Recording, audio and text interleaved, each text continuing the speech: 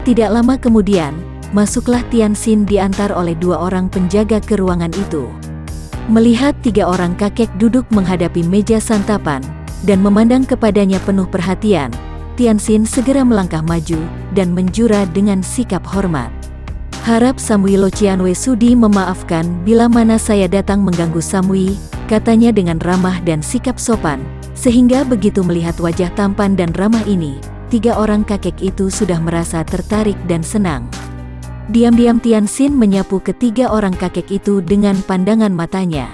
Dia melihat kakek yang duduk di kepala meja adalah seorang kakek yang usianya sudah tua, tentu ada 70 tahun, seorang kakek tinggi kurus yang mukanya pucat seperti tak berdarah, matanya sipit sekali, dan jubahnya berwarna kuning. Dia pun menduga bahwa agaknya kakek inilah ketua Zheng Huapang, dan dugaannya memang benar, karena kakek itu adalah Tok Chiang Xianqin Chiu Hek Lem. Kemudian dia juga memandang kepada 2 orang Tosu yang duduk di samping kakek pertama itu. Kim Tian Sengcu adalah seorang Tosu berusia 60 tahun, tubuhnya kurus dan mukanya hitam. Adapun Jin Tian Sengcu, sutenya, berusia 2-3 tahun lebih muda, tubuhnya gemuk dan bermuka kuning, wajahnya berseri. Karena tamunya ini hanyalah seorang pemuda belasan tahun, maka tentu saja Tok Chiang Xianqin tidak bangkit dari tempat duduknya, melainkan tersenyum sambil berkata, "Orang muda, menurut laporan penjaga, engkau bernama Tianxin, dan datang hendak bertemu dengan pimpinan Zheng Huapang. Nah, kini engkau sedang berhadapan dengan pimpinan Zheng Huapang. Katakan, apakah yang hendak kau sampaikan kepada kami?" Tianxin merasa jantungnya berdebar tegang, namun wajahnya masih tersenyum manis ketika dia bertanya, "Apakah saya sedang berhadapan dengan pimpinan Zheng Huapang? Bolehkah saya mengetahui nama Samui Locianwei, 3 orang tua gagah yang mulia?" Karena pemuda itu mempunyai wajah yang amat tampan, dan sikapnya juga amat sopan menyenangkan, Tok Chiang Xianqin mengelus-elus jenggotnya kemudian menjawab sambil tersenyum, "Orang muda yang baik, ketahuilah bahwa aku adalah Tok Chiang Xianqin Chiu Hek Lem, ketua Zheng Huapang. Dan mereka ini adalah pembantu-pembantuku. Pinto adalah Kim Tian Sengcu, Pinto Jin Tian Sengcu." 2 orang Tosu itu juga merasa amat tertarik, dan suka kepada Tianxin, maka mereka pun masing-masing memperkenalkan diri. "Sekarang katakanlah, apa keperluanmu ingin berjumpa dengan kami?" Tok Chiang Xianqin bertanya mendesak. "Samui Locianwei, sejak lama sekali, saya telah mendengar nama besar dan kehebatan Zheng Huapang, sehingga saya merasa kagum bukan main. Dan baru hari ini saya memiliki kesempatan untuk menyaksikan dengan mata sendiri tentang kebesaran Zheng Huapang. Terus terang saja, saya datang untuk mencari guru." "Engkau mencari guru? Maksudmu guru silat atau guru sastra?" Jin Tian Sengcu bertanya sambil tertawa. "Kalau mau belajar silat, tentu kau boleh masuk menjadi anggota Zheng Huapang. Akan tetapi kalau ingin belajar sastra, wah, siapa yang dapat mengajarmu? Orang muda, apakah engkau ingin belajar silat?" Ketua Zheng Huapang itu pun bertanya sambil tersenyum, karena dia merasa suka sekali jika dapat mempunyai murid setampan ini. "Memang benar, saya ingin mencari guru silat, dan kabarnya Zheng Huapang merupakan gudangnya jago silat yang lihai, maka saya mencari ke sini. Kalau begitu benar, seperti yang dikatakan oleh Jin Tian Sengcu tadi, engkau boleh menjadi anggota Zheng Huapang, dan aku sendiri yang nanti akan melatihmu," kata Tok Chiang Xianqin sambil mengelus jenggotnya. Bagi seorang kakek seperti dia, kini sudah agak jauh dari wanita, malah dia akan lebih senang berdekatan dengan seorang pemuda yang setampan dan sehalus itu. "Terima kasih atas kebaikan Locianwei, akan tetapi, saya telah mengambil keputusan ingin berguru kepada orang yang dapat mengalahkan saya dalam ilmu silat." Muka 3 orang kakek yang tadinya tersenyum-senyum itu tiba-tiba berubah, dan mereka saling pandang karena timbul lagi kecurigaan hati mereka.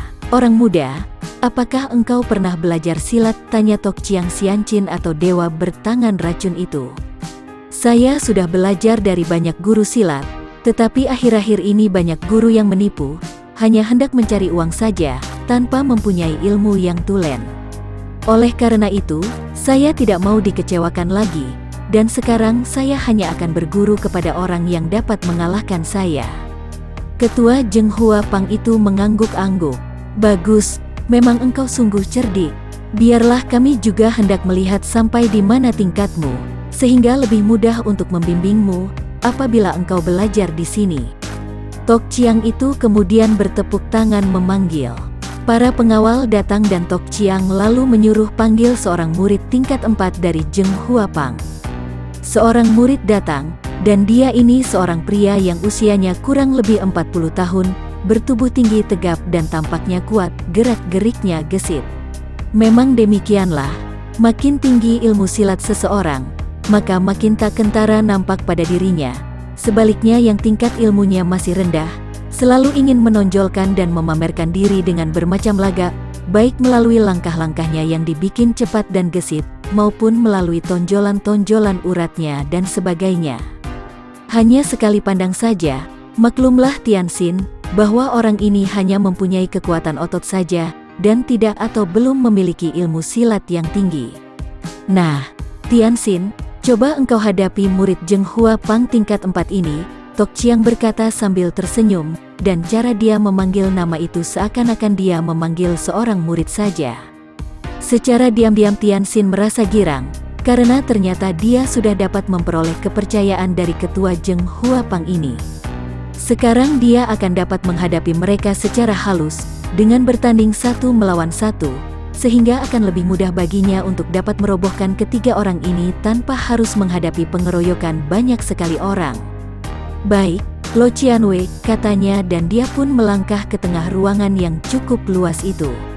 Kau boleh merobohkan dia, akan tetapi jangan sekali-kali menggunakan pukulan maut, pesan Tok Chiang kepada murid Zheng Huapang itu. Kemudian sambil tersenyum dia juga berkata kepada Tianxin, "Orang muda si Tian, kalau engkau sampai kalah, engkau tidak harus mengangkat dia menjadi guru, melainkan engkau akan menjadi muridku kalau memang kulihat engkau berbakat." Nah, mulailah kalian. Murid Zheng Huapang itu sudah memasang kuda-kuda dengan gaya yang sangat gagah. Dengan kedua kakinya memasang kuda-kuda terpentang setengah berjongkok, tangan kiri di depan dada, dan tangan kanannya di depan pusar. Otot-otot kedua lengannya menonjol, dan sepasang matanya memandang ke arah Tianxin dengan sinar mata merendahkan. Melihat ini, Tianxin maklum bahwa sekali gebrakan saja dia akan mampu merobohkan bahkan membunuh lawannya, tetapi dia berpura-pura gentar, dan memasang kuda-kuda biasa saja, kuda-kuda dengan kaki kanan di depan dan kaki kiri di belakang, kuda-kuda seorang yang baru belajar silat.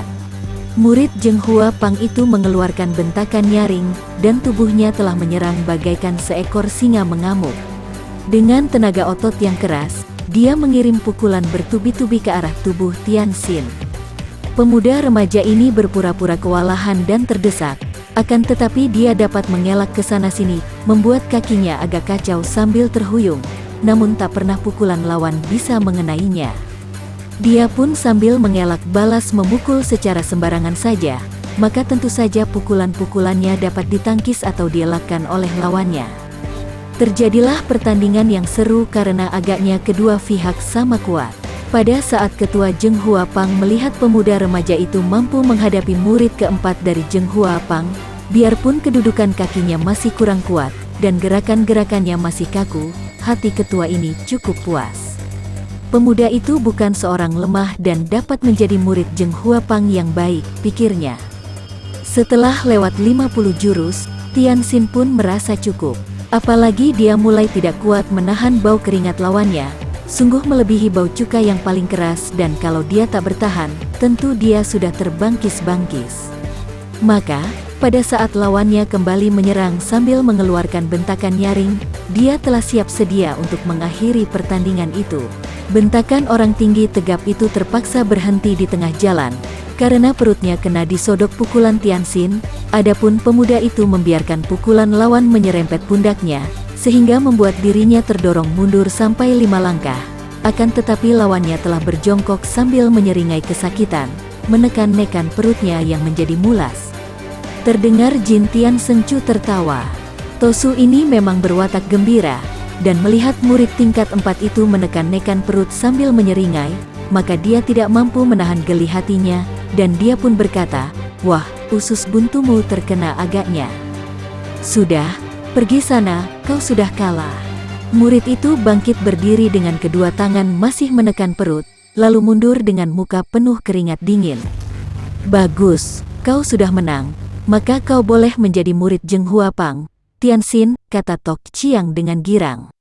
Biarpun gerakan pemuda itu masih kaku, namun jelas dia masih menang sedikit dibandingkan dengan murid tingkat keempat tadi.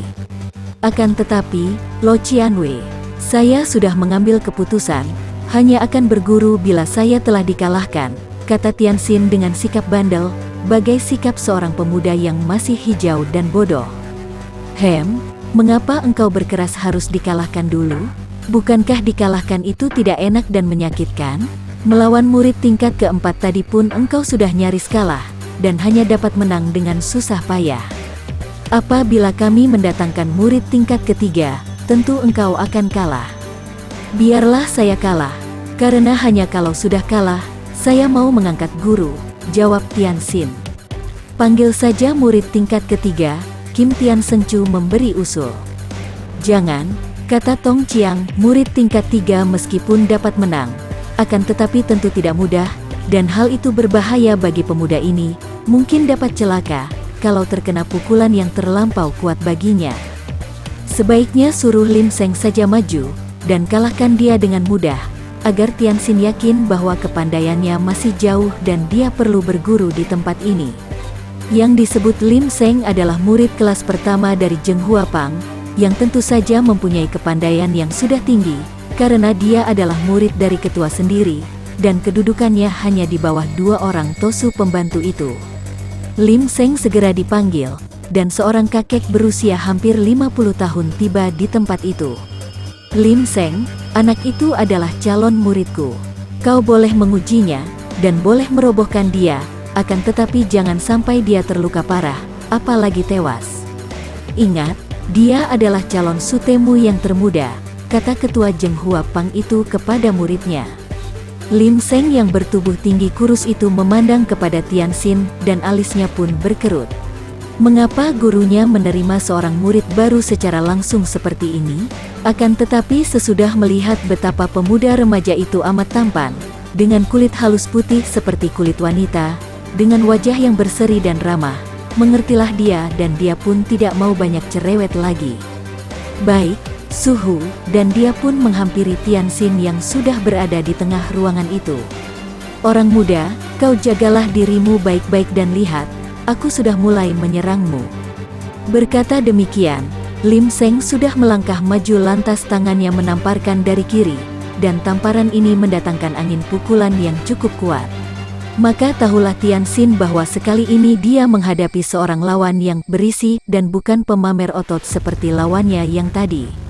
Cepat dia pun mengelak sambil kakinya melangkah mundur, dan balas memukul ke arah dada lawan agar tampak bahwa dia pun telah melawan dengan sungguh-sungguh. Padahal seperti tadi, tentu saja dia pun hanya main-main saja, mengatur agar perlawanannya terhadap murid Zheng Huapang itu terlihat seimbang. Para murid Zheng Huapang, sejak tingkat paling rendah, sudah mulai mempelajari racun yang merupakan keistimewaan dari perkumpulan itu, terutama racun bunga hijau. Akan tetapi, mereka itu hanya mulai mempelajari cara mempergunakan racun-racun itu, seperti dalam mencampurkannya dengan makanan, minuman, sebagai asap beracun atau bubuk beracun, atau cara merendam senjata dengan racun.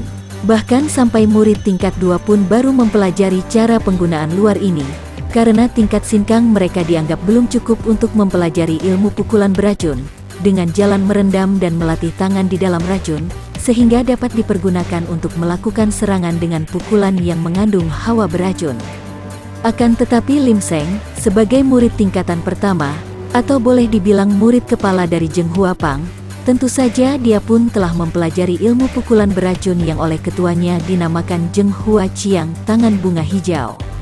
Ilmu pukulan ini sangat lihai, karena sepasang tangan sudah dilatih secara bertahun-tahun direndam dalam sari racun bunga hijau. Jangankan tangan itu sampai berhasil mengenai sasaran tubuh lawan, baru hawa pukulannya saja sudah mampu meracuni lawan.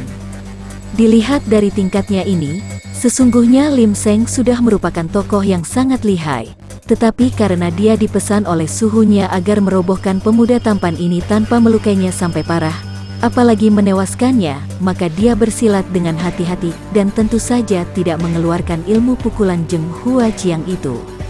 Betapapun lihainya Lim Seng, dia bukanlah tandingan Tianxin. Apalagi dia tidak berani mengeluarkan seluruh kepandaiannya. Andai kata dia mengeluarkan seluruh kelihayannya sekalipun, mana mungkin dia melawan murid tersayang dari pendekar sakti Chia Xin Leong yang terkenal sebagai pendekar lembah naga? Hia aat! Tiba-tiba Lim Seng membentak dengan nyaring, kedua tangannya sudah menyerang dengan cepat sekali. Tangan kanan menyambar ke arah telinga kiri lawan, adapun tangan kiri mencengkeram ke arah pusar. Serangan ini memang hebat dan cepat sekali, akan tetapi Tianxin pun mengerti bahwa serangan yang nampak hebat itu hanyalah gertakan belaka, dan maklum bahwa serangan susulanlah yang menjadi inti serangan lawan. Akan tetapi dia pura-pura tidak tahu akan hal itu. Karena itu, melihat serangan kedua tangan lawan itu, cepat dia mengelak dengan melangkah ke belakang persis seperti yang dikehendaki oleh Lim Seng. Melihat pemuda itu mengelak dengan kaget, Lim Seng tersenyum dan tiba-tiba saja kaki kanannya sudah menyambut dengan sapuan keras dan cepat. Sapuan kakinya itu tepat mengenai kedua kaki Tianxin, dan pemuda remaja ini pun terpelanting.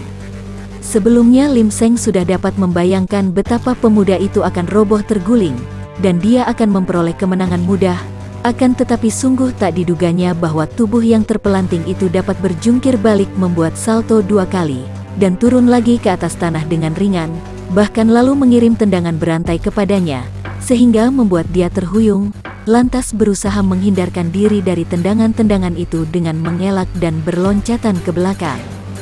Dengan demikian, bukan Tianxin yang roboh kalah, melainkan Lim Seng yang kena didesak. Melihat ini, Tok Chiang Xianchin gembira bukan main, dan juga kagum. Bocah yang hendak menjadi muridnya itu ternyata hebat dan lincah sekali. Maka tahulah dia sekarang, bahwa dia sudah mendapatkan seorang calon murid yang baik sekali, bukan hanya masih muda remaja dan amat tampan seperti wanita cantik, akan tetapi juga memiliki bakat yang amat menonjol dalam ilmu silat. Bagus, dia memuji kagum ketika melihat betapa sebuah tendangan kaki kiri pemuda itu berhasil mencium pangkal paha sebelah kiri Lim Seng, membuat murid pertama dari Zheng Hua Pang itu terhuyung. Pujian ini mengingatkan Tianxin, sebab itu dia pun menahan diri, dan membiarkan lawan mengirim serangan-serangan bertubi-tubi sehingga kini dialah yang didesak. Dia teringat bahwa dia tak boleh tergesa-gesa memenangkan pertandingan ini, agar dia tidak dicurigai, dan akhirnya dia pun bisa berhadapan dengan musuh-musuh besarnya itu secara leluasa, melalui pertandingan. Terkena tendangan itu, walaupun tidak membuatnya menderita terlalu nyeri, akan tetapi membuat Lim Seng penasaran sekali. Belum ada 10 jurus namun dia sudah terkena tendangan balasan, sebagai hasilnya menyapu kaki tadi. Dengan demikian, keadaan mereka berdua masih sama kuatnya, belum ada yang roboh. Akan tetapi juga keduanya telah berhasil mengenai lawan masing-masing 1 kali. Kalau dia tidak ingat pesan gurunya, tentu sudah dikeluarkan ilmu pukulannya yang beracun. Agaknya Tok Chiang Xianchin Chiu Hek Lem menjadi semakin tertarik ketika lewat 30 jurus, pemuda remaja itu ternyata masih saja mampu menandingi murid kepala itu. Saking pandainya Tianxin membawa diri, Ketua Zheng Hua Pang ini sampai tidak sadar betapa anehnya melihat pemuda yang tadi hanya mampu mengalahkan murid keempat dengan selisih sedikit saja itu kini mampu menandingi murid utama sampai begitu lamanya. Begitu gembira dia sampai dia lalu berseru kepada Lim Seng, menganjurkan murid pertama ini untuk mempergunakan ilmu silat paling tinggi yang pernah diajarkannya kepada murid ini. Lim Seng, pergunakan jurus-jurus Hui Leong Sin Kun. Ilmu silat ini adalah hasil ciptaan Chiu Hek Lem sendiri, dan melihat namanya saja Hui Leong Sin Kun, silat sakti naga terbang, dapat dibayangkan betapa hebatnya ilmu silat ini. Dan hati Lim Seng gembira sekali mendengarkan ucapan suhunya, karena tadinya dia merasa ragu-ragu untuk mempergunakan ilmu simpanan itu, apalagi karena ilmu itu mengandung daya serangan yang amat dahsyat. Padahal dia tak berani untuk melukai murid baru yang agaknya disayang oleh gurunya itu. Akan tetapi kini gurunya sendiri yang memerintahkan. Maka, Andai kata sampai bocah itu terkena pukulan dahsyat dan terluka, gurunya tidak dapat menyalahkan dia. "Baik, Suhu," jawabnya. Tanpa membuang waktu lagi, dia pun lalu merubah gerakannya, dan kini dia melakukan serangan yang amat keras dan dahsyat, sehingga tiap kali lengannya bergerak memukul, didahului oleh angin pukulan yang berdesir dahsyat, sedangkan tubuhnya berloncatan ke atas seperti seekor naga yang hendak terbang ke langit. Melihat ini, Tianxin sengaja mengeluarkan seruan-seruan kaget, dan membiarkan dirinya terdesak hebat, bahkan dia membiarkan dirinya terhuyung-huyung, seakan-akan gerakan lawan amat membingungkannya. Ciu Hek Lem memandang dengan dua mata terbelalak. Dia memang menyuruh muridnya mempergunakan ilmu itu, bukan hendak mencelakai Tianxin, melainkan dia sendiri juga merasa penasaran dan kagum, maka dia ingin tahu sampai di mana tingkat murid baru itu. Selain itu, diam-diam dia pun merasa heran dan penasaran sekali, mengapa sampai sekarang dia belum juga mampu mengenal dasar ilmu silat yang dimainkan oleh pemuda remaja itu.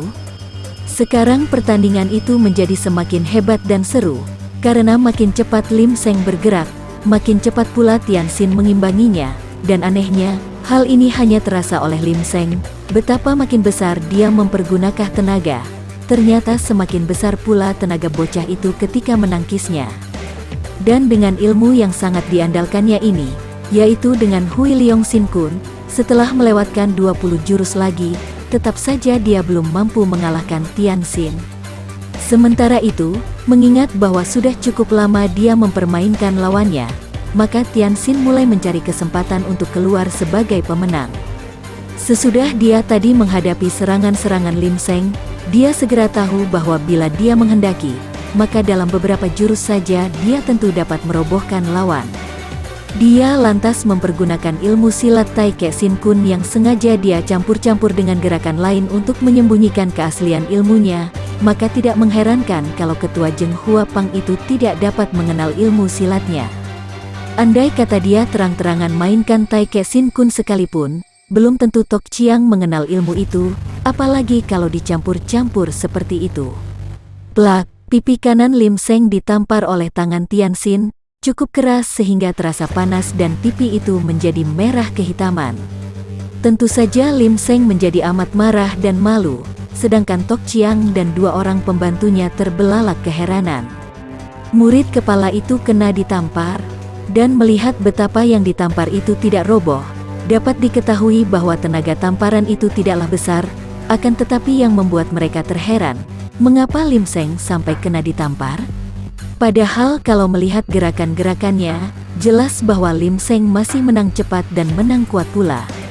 Plak, kembali tamparan Tianxin mengenai pipi Lim Seng sehingga kedua pipi orang itu kini menjadi merah dan bengkak. Bukan tamparan Tian Te Sin Chiang tentu saja, karena kalau Tianxin menggunakan ilmu pukulan itu, sekali tampar saja tentu kepala itu akan pecah.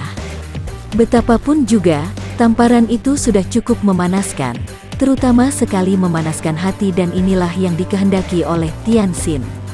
Lawannya menjadi marah bukan main. Dengan suara menggereng hebat, Lim Seng memandang kepada lawannya dengan mata melotot. Dia merasa malu sekali, apalagi karena secara diam-diam tempat itu sekarang ternyata telah penuh dengan murid-murid Zheng Hua Pang yang merasa tertarik untuk turut menonton pertandingan itu. Dia dihina di hadapan gurunya, juga di hadapan banyak murid Zheng Hua Pang. Maka dengan kemarahan meluap-luap, dia menubruk ke depan dan menyerang Tianxin dengan pukulan Zheng Hua Chiang. Nama pukulan ini indah, yaitu Zheng Hua Chiang, tangan bunga hijau, akan tetapi sesungguhnya amat keji karena kedua tangan itu mengandung racun bunga hijau yang sangat jahat. Kedua tangannya berubah menjadi hijau warnanya, dan begitu tangan menyambar, tercium bau harum bercampur amis menyambar ke arah kepala Tianxin. "Lim Seng, jangan kau bunuh dia!" Tok Chiang Xianqin berseru kaget melihat muridnya itu menggunakan pukulan beracun. Akan tetapi seruannya itu terlambat sudah, karena pukulan telah dilakukan dengan amat dahsyatnya. Semua orang menyangka bahwa Tianxin akan terkena pukulan itu, lantas akan roboh dan terluka hebat yang akan dapat disembuhkan oleh ketua Zheng Hua Pang kalau belum mati oleh pukulan itu. Des, pemuda remaja itu terhuyung ke belakang, akan tetapi tubuh Lim Seng sendiri terlempar ke belakang lalu terbanting keras. Dia mencoba untuk bangkit, akan tetapi roboh lagi, dan hanya dapat bangkit duduk, kemudian mengeluh panjang pendek dan memegangi lengan kanannya yang ternyata menjadi salah urat dan menggembung di pergelangan tangannya. Agaknya keseleo. Semua orang menjadi bengong, malah Tok Chiang juga terbelalak. Mana mungkin ini? Jelas bahwa muridnya menggunakan pukulan Zheng Hua Chiang, akan tetapi kenapa hanya sekali tangkis saja muridnya malah terlempar, dan pergelangan tangannya terkilir atau terlepas sambungan tulangnya? Ilmu apa yang digunakan oleh pemuda remaja itu, dan mengapa pemuda remaja itu sama sekali tidak nampak terluka oleh hawa beracun dari Zheng Hua Chiang? Saat dia masih terheran-heran, 5 orang pria berusia sekitar 35 tahun sudah berloncatan ke depan, dan melihat gerakan mereka yang sama dan teratur, dapat diduga bahwa mereka itu merupakan orang-orang yang berilmu tinggi. Dan mereka itu memang merupakan adik-adik seperguruan Lim Seng, dan tingkat kepandaian mereka biarpun tak setinggi Lim Seng namun tidak berselisih banyak, dan mereka berlima itu terkenal dengan ilmu silat bersama yang dinamakan Enjio Heng Tin, yaitu semacam ilmu silat berlima yang teratur dengan sangat baiknya.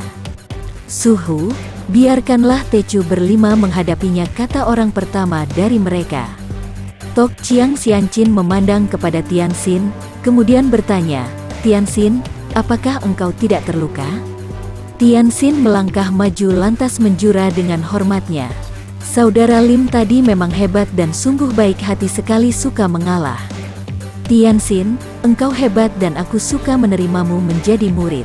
Sudahlah, tak perlu diadakan percobaan lagi, kata ketua Zheng Hua Pang itu, dan diam-diam merasa kagum sekali. Tianxin menggelengkan kepalanya. Maaf, Lo Qianwei, saya tak biasa menarik kembali keputusan atau janji saya. Saya tidak akan berguru kalau belum dikalahkan. Jadi apa bila aku ingin mengambilmu sebagai murid, aku harus mengalahkanmu lebih dulu? Ketua Zheng Hua Pang itu memandang tajam dan mengerutkan alisnya. Kalau Lo Qianwei sudah mengalahkan saya, tentu dengan sepenuh hati saya akan tunduk kepada Lo Qianwei, dan tidak ragu-ragu lagi untuk mengangkat Lo Qianwei sebagai guru. Engkau sungguh berhati baja. Bagaimana jika aku kesalahan tangan dan dalam pertandingan membunuhmu? Kalau sudah begitu, apa yang perlu disesalkan? Barangkali nasib saya saja yang buruk. Sementara itu, Lim Seng sudah mampu berdiri lagi.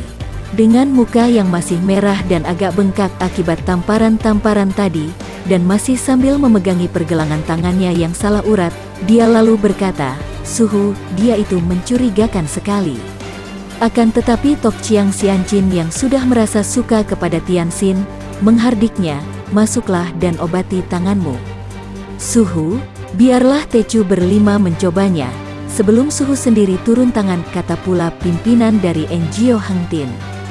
Mendengar ini Tok Chiang Xianqin tersenyum dan mendapat pikiran baik. Dia masih belum percaya benar bahwa Tianxin mampu mengalahkan Lim Seng karena ilmunya menang tinggi.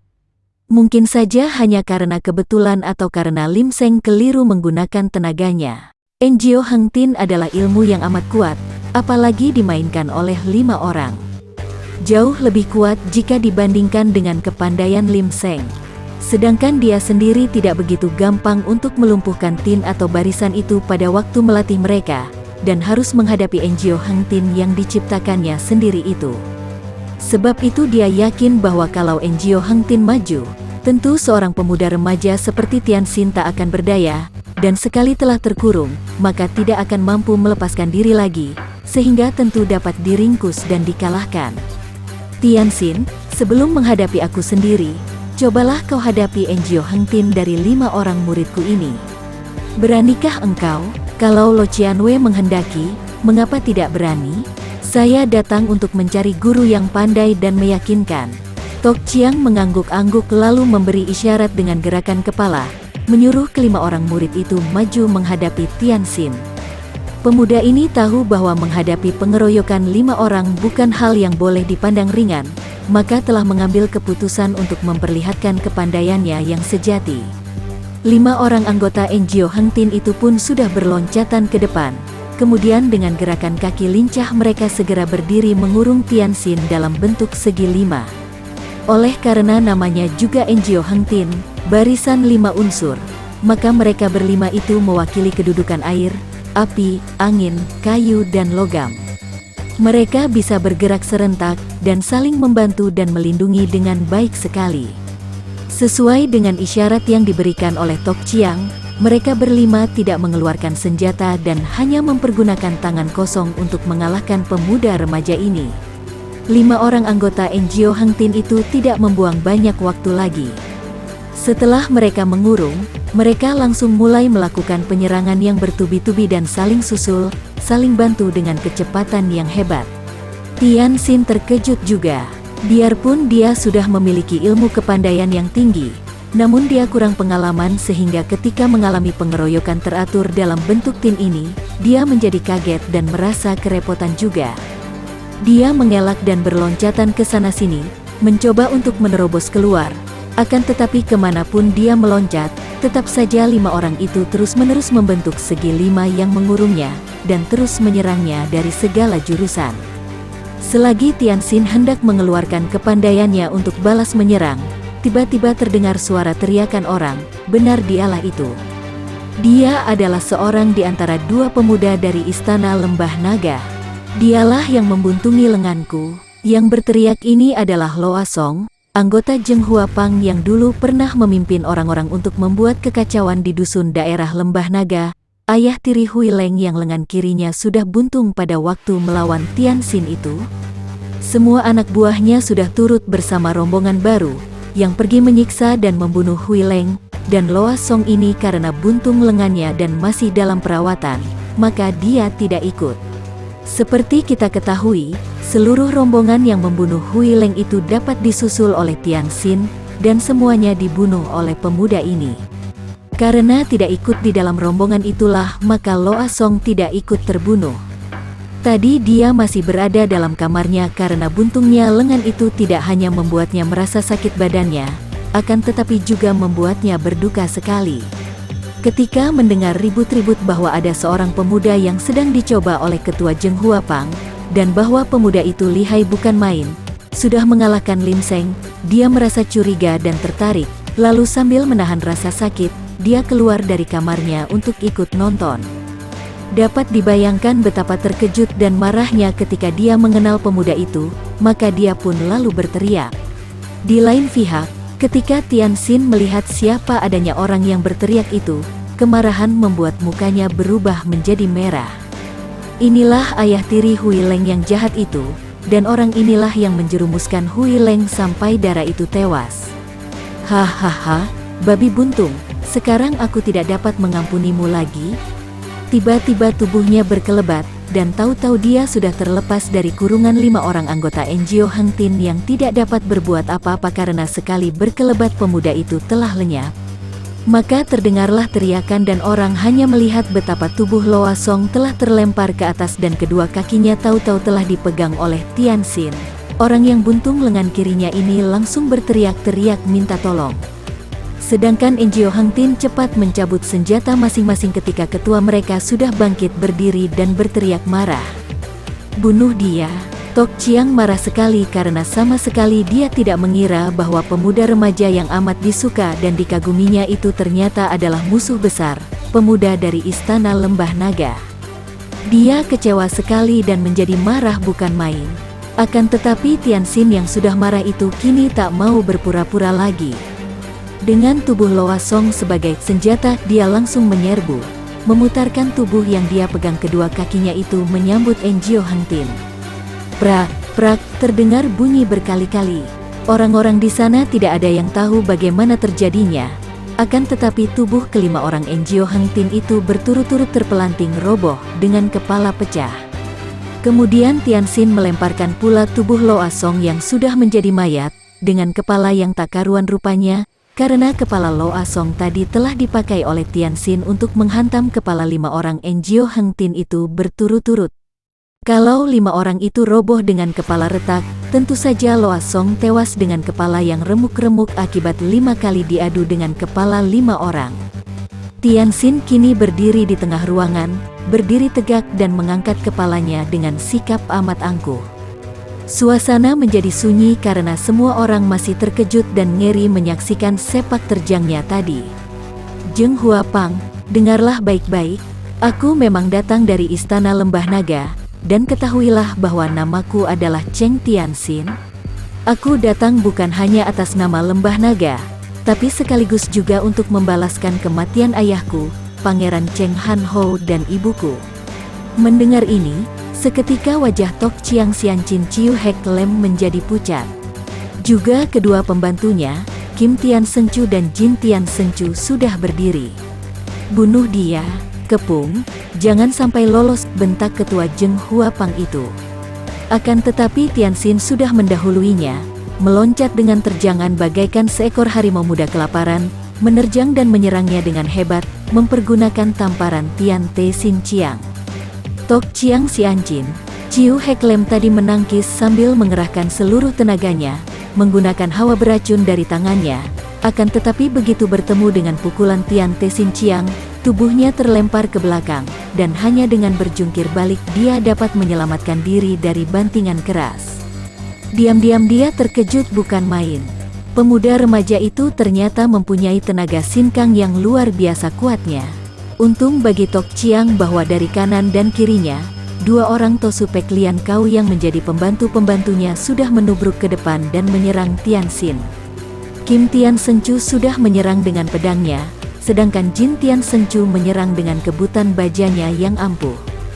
Melihat serangan-serangan ini, Tianxin lalu meloncat ke belakang, dan karena dari arah belakangnya telah datang murid-murid Zheng Huapang yang membawa beraneka macam senjata, maka dia pun segera mengamuk. Kilatan-kilatan senjata yang menimpanya bagai hujan, dielakkannya dengan gerakan cekatan, dan setiap serangan yang dielakkannya itu tentu disambut dengan tamparan atau tendangan. Demikian cepatnya gerakannya, demikian kuatnya sehingga setiap kali dia menggerakkan tangan atau kaki, tentu tubuh seorang pengeroyok terlempar dan tak dapat bangun lagi. Kadang-kadang dengan tangan telanjang saja dia menangkis golok atau pedang, lengan bajunya sudah robek-robek dan hancur. Akan tetapi berkat ilmu Tian Te Sin Chiang, kulit lengannya menjadi kebal, dan bukan kulit lengannya yang terluka. Sebaliknya pedang dan golok itu yang patah atau terlempar jauh. Melihat kelihayan pemuda itu, Tok Chiang segera mencabut senjatanya yang ampuh, yaitu pecut baja. Terdengar bunyi ledakan-ledakan ketika dia menggerakkan pecut bajanya, dan ketua Zheng Huapang ini menyerang dengan dahsyatnya. Pecut baja itu pun meledak dan menyambar ke arah ubun-ubun kepala Tianxin. Pemuda ini maklum akan bahaya maut ini, maka dia pun cepat mengelak dan berusaha menangkap ujung pecut. Akan tetapi, dengan gerakan pergelangan tangannya, Tok Chiang menarik kembali pecutnya, dan dengan satu ujung pecut baja itu kini meluncur ke depan, dan menotok ke arah jalan darah di ulu hati Tianxin.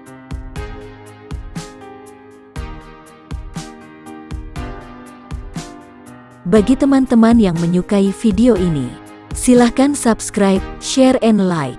Jangan lupa nyalakan bunyi loncengnya untuk mendapatkan video-video terbaru dari kami, agar kami terus bersemangat dalam membuat video-video yang menarik. Mohon maaf kalau masih banyak kesalahan di sana-sini. Semoga kedepannya kami bisa lebih baik lagi. Terima kasih.